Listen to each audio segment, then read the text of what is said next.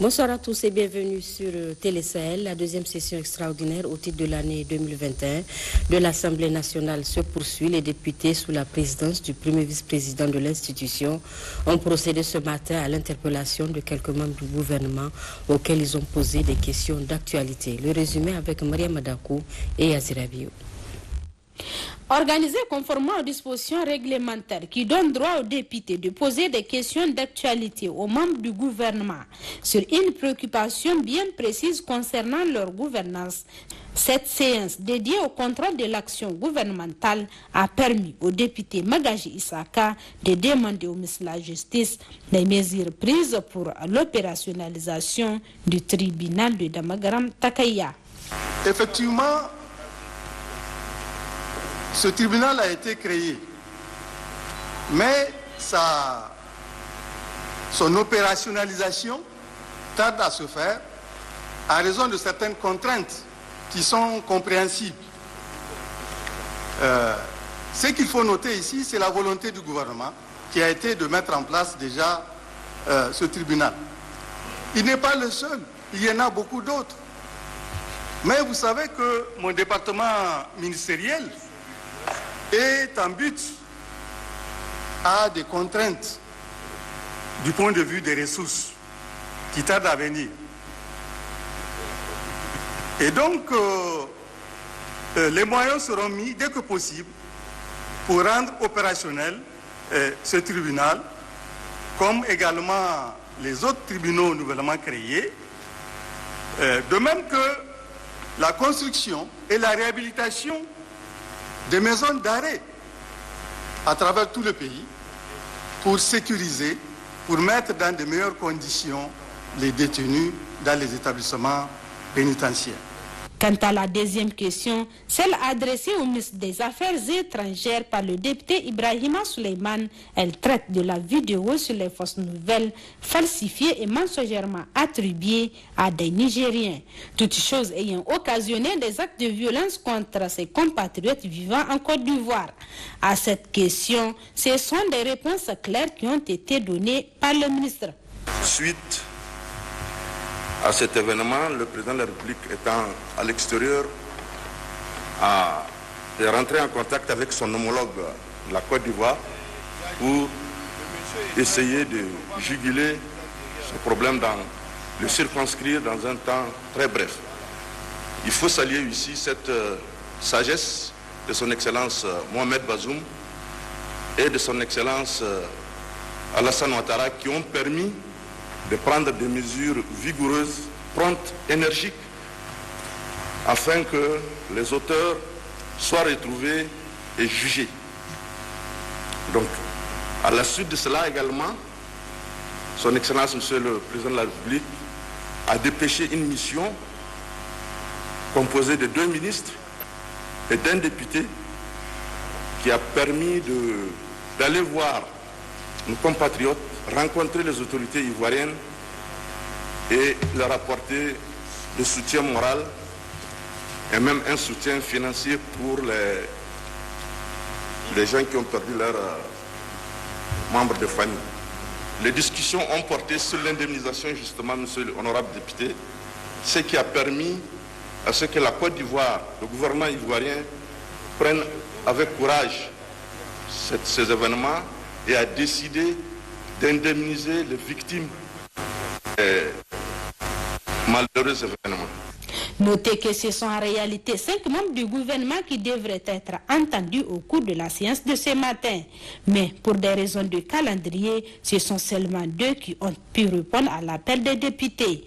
Ainsi, ce sont ces réponses du ministre délégué aux Affaires étrangères qui ont mis fin à la séance de ce matin.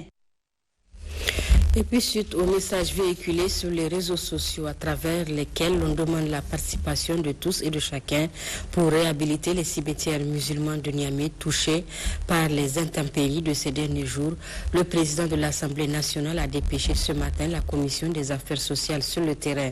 Ceci pour voir ce que l'Assemblée nationale peut apporter comme contribution. Nous retrouvons Maria Madakou et Yazira Bio. Les cimetières, dit-on, constituent la dernière demeure de tout un chacun. C'est conscient de cela et au vu de ce qu'ils représentent pour la société que le président de l'Assemblée nationale a dépêché ses députés, membres de la Commission des affaires sociales et culturelles, pour une étude de terrain. Nous sommes venus naturellement en tant qu'élus du peuple. On est venu voir ce qui se passe. Le spectacle est désolant. Donc vraiment, nous lançons un vibrant appel à la population de Niamey pour que vraiment les gens s'investissent pour venir vraiment fermer ces dernières demeures-là, parce que c'est la demeure de nous tous. Et nous, de toute façon, nous allons rendre compte au niveau de l'Assemblée nationale. Donc nous pouvons apporter les matériaux et la population de Niamey doit vraiment s'investir pour venir fermer ces trous-là. Les organisateurs des séances de salubrité au sein de ce cimetière n'ont pas manqué de saluer la visite de cette délégation. Aussi, ils ont saisi l'occasion pour leur soumettre quelques doléances. Des doléances parmi lesquelles la mise à leur disposition d'un véhicule de ramassage des ordures. Le gouverneur de la région de Maradi a présidé ce matin une importante rencontre d'échange d'informations sur la vie socio-économique et culturelle de la région. Le compte rendu de Issouf Suleiman et Sandanataï. Initiée par le gouverneur de la région de Maradi, Zakari Oumarou, cette rencontre se veut un cadre d'échange d'informations entre les représentants de toutes les couches socio-professionnelles de la capitale économique. Ainsi, plusieurs points étaient inscrits à son ordre du jour, dont la situation sécuritaire de la région. Une situation qui, sans être alarmante, reste quand même préoccupante avec des attaques des villages et autres agressions. Zakari Oumarou a, au demeurant, rappelé les gigantesques efforts que déploient les forces de défense et de sécurité, bien dotées par l'État des moyens nécessaires à l'accomplissement de leur noble et exaltante mission. Il a, dans cette même dynamique, annoncé l'arrivée très prochaine du président de la République, chef de l'État, Bazoum Mohamed, pour les encourager dans ce combat implacable contre les forces de mal. D'autres points non moins importants évoqués lors de cette rencontre, la campagne agricole avec au 20 juillet 2673 villages agricoles ayant effectué leur semi-humide, soit 100%. Les débats ont aussi porté sur les opérations de distribution gratuite ciblée des vivres et ventes à prix modéré en appui aux producteurs, la campagne de vaccination contre la Covid-19, le démarrage effectif des activités de l'hôpital de référence et sur l'éducation. À ce sujet, Maradi a enregistré un taux de 15,15% de réussite au BPC, ce que les participants ont qualifié d'insuffisant. Pour sa part, le gouverneur de la région de Niamey a effectué ce matin une série de visites sur les digues protectrices de sa région. Objectif, voir l'état d'avancement des travaux de ces ouvrages avec l'installation de la saison des pluies. Zainab Bolmaï et Sadou Inou Ali. Pour cette quatrième sortie sur les digues, la délégation conduite par le gouverneur de la région de Niamey s'est d'abord rendue sur le périmètre irrigué de Saga. Objectif, voir l'état d'avancement des travaux. Ensuite, Oud Ambouka et sa délégation se sont rendus sur la digue protectrice de la Mordée. À ce niveau, le constat est satisfaisant malgré l'existence de quelques bémols.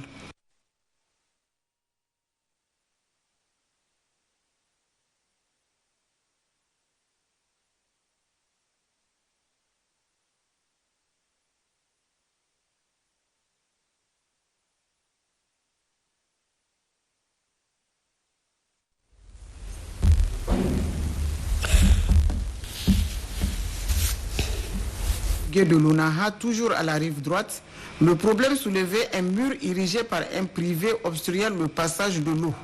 Il y a des menaces par rapport à la digue qui commence à céder. Et nous verrons avec le projet PGR-CDU comment vraiment procéder à prendre en charge cette digue-là pour que Goudal ne soit pas aussi inondé. De manière générale, le gouverneur de la région de Niamey s'est dit satisfait vu le travail abattu.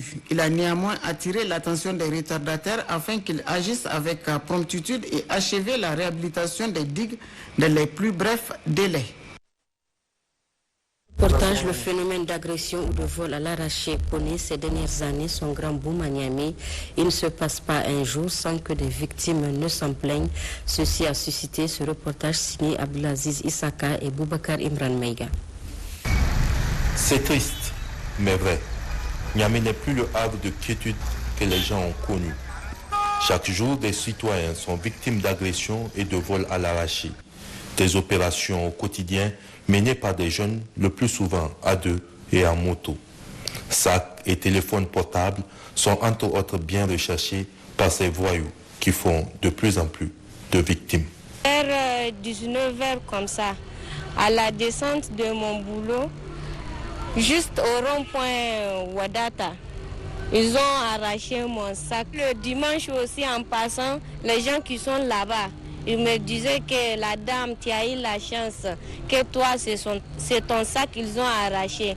Mais il y a une dame qu'ils ont arraché son sac, on l'a giflé, elle a même un enfant sur son dos. On l'a giflé jusqu'à la dame en train de crier.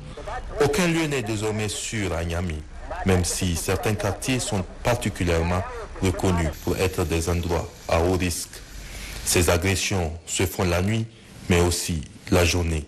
Et malheureusement, au vu et au su des populations devenues passives face à ces crimes.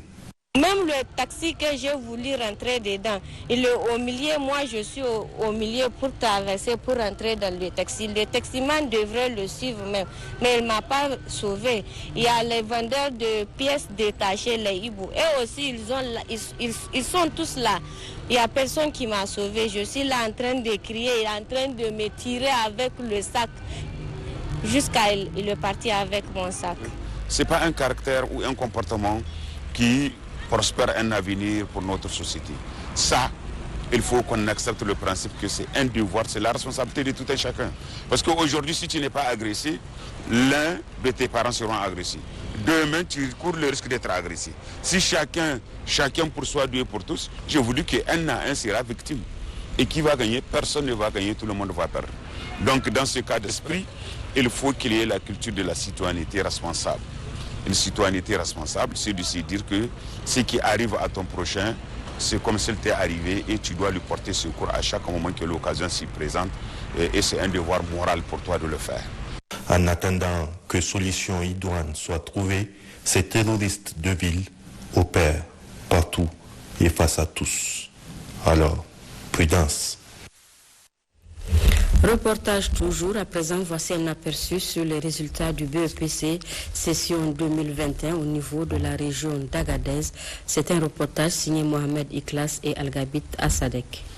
La session du brevet d'études du premier cycle 2021 n'a pas répondu aux aspirations des acteurs du domaine de la région d'Agadez. Un taux de réussite de 20,48% pour la région. Donc ces 20,48% vraiment nous place 4e après Niamey, Difa et Dosso. En 2020, le taux de réussite au BPC était de 46,69% pour la région d'Agadez. Et en 2019, c'était de 38,07%. Donc cette année, on se retrouve avec 20,48%, ce qui est vraiment déplorable. C'est ainsi que plusieurs pistes de solutions sont étudiées afin de redorer le blason au niveau régional. D'ores et déjà, nous avons eu les instructions de la portion centrale, donc ils demandent d'analyser et expliquer les résultats par région et de proposer des solutions. Quant aux représentants des parents d'élèves, ils saluent la tenue d'examens propres à mettre à l'actif des plus hautes autorités du pays, tout en apportant des orientations. Se mettre résolument au travail. Il ne faut pas attendre jusqu'au dernier jour pour dire que vraiment nous sommes des candidats. Donc nous allons nous présenter aux examens et avoir des bons résultats. Donc les examens se préparent dès le début. Compte tenu des résultats en dessous des espérances enregistrées au BEPC 2021, il y a lieu de multiplier les synergies d'action par toutes les parties prenantes afin de créer les voies et moyens permettant à l'école nigérienne de retrouver ses lettres de noblesse, une démarche aussi primordiale que salutaire et dont les plus hautes autorités de notre pays accordent un intérêt manifeste au grand bonheur de toute la nation.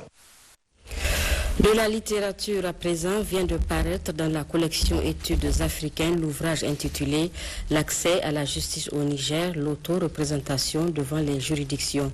Ce livre écrit par Abdraman Oumarouli, juriste, actuellement conseiller juridique dans une institution spécialisée de l'Union africaine à Arusha en Tanzanie, rend compte du parcours du justiciable non représenté en justice dans l'engrenage des codes et des pratiques du système judiciaire, indigent sans la moindre connaissance et compréhension du cadre juridique, la réalisation du procès équitable ne sera pas effective. Et puis les Jeux olympiques se sont ouverts hier malgré la situation de la Covid-19. Le Niger y prend part avec 7 athlètes dont quelques-uns entrent en compétition demain matin. Sur ce plateau, nous avons notre reporter sportif Abdelaziz Issaka. Aziz, bonsoir. Bonsoir. Quels sont les athlètes qui entrent en liste pour le compte du Niger? Disons demain matin, mais très tôt, donc en milieu de nuit, nous avons 2 athlètes qui entreront en liste donc pour ces compétitions pour représenter notre pays, le Niger. Il s'agit de Tiket Ben Youssef, que tout le monde connaît, la championne d'Afrique en titre de sa discipline en moins de 57 kg. Elle sera face à Amada Mayou, qui est japonaise. Ça sera à partir de 2h28 du matin. On aura un autre athlète, cette fois-ci du judo. Il s'agit de Ismaël Alassane. Il fait moins de 66 kg. Et lui, il sera face à un Français, Blouch Lekelian. Ça sera à partir de 3h21. Voilà pour les athlètes qui vont entrer en liste pour demain matin. Et peut-on parler de chances de médaille pour le Niger? Absolument. Nous avons 7 athlètes qui représentent notre pays dans ces Jeux olympiques. Il s'agit entre autres de Alphaga, donc Abdelrazak Issoufou Alphaga pour la discipline de taekwondo, qui participe dans la catégorie des plus de 80 kg, je veux dire, qui est champion également d'Afrique en titre, qui est champion du monde, mais qui est également aussi un médaillé olympique. Nous savons qu'au dernier jeu, il était médaillé d'argent. Il reste, j'allais dire, une chance sûre pour le Niger de médaille.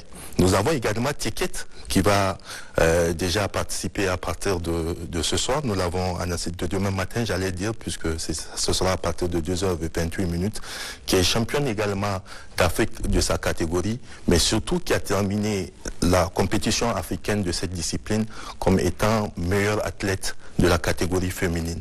Elle reste également une chance sûre. Au-delà, nous avons Amina Seni, que nous connaissons tous dans la discipline de l'athlétisme, qui va participer aux 200 mètres, qui reste également une qualité sûre de cette discipline-là sur le continent, qui peut également offrir une chance de médaille au Niger. Les autres athlètes, ça sera en natation. Nous avons Rukeya Moussa, 50 mètres nage libre, et Seydou Lansina, 50 mètres nage libre également, qui sont également portés, j'allais dire, par la volonté de l'ensemble des athlètes qui représentent le Niger à faire quelque chose, j'allais dire, d'extraordinaire, à produire des résultats excellents pour le Niger. Et ils sont portés par ce talent-là. Et c'est sûr qu'eux aussi, ils seront de taille à être des chances de médaille pour notre pays. Il faut dire qu'autour de tout ça là, nous avons un groupe qui est conduit par des personnes qui sont assez responsables, mais qui ont aussi envie de pousser ces athlètes-là au meilleur de leur forme. Il s'agit entre autres de Idé Issaka, qui est le président du comité olympique national, et du ministre Doro. D'accord. Merci Abdelaziz Issaka et bonne chance à nos ambassadeurs à Tokyo. Première journée des Jeux olympiques 2020 à Tokyo. Malgré la pandémie de la Covid-19, plusieurs centaines de Japonais à Nîmes arrivent à prendre part aux Jeux pendant que d'autres manifestent dans les rues pour demander leur annulation. Ce n'est pas la liesse gigantesque des éditions précédentes, mais petit à petit, l'ambiance des JO monte à Tokyo. Le public local, le seul autorisé, Covid oblige, savoure enfin ces Jeux prévus initialement l'an dernier.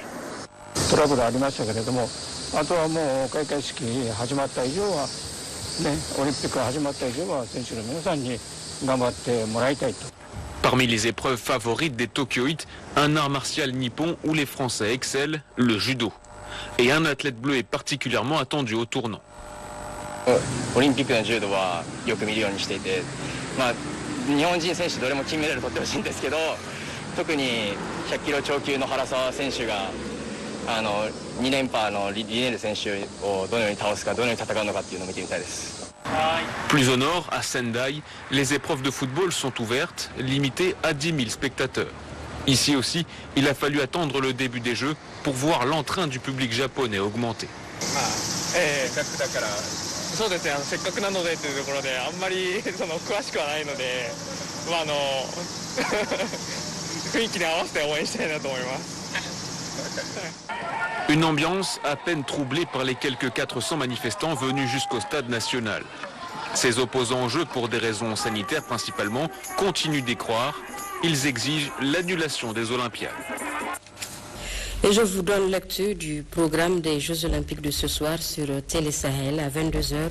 Rediffusion de la cérémonie d'ouverture, 2h du matin, combat de taekwondo, 3h du matin, judo, demain 9h30, match de football entre la Côte d'Ivoire et le Brésil, suivi de compétition de basketball.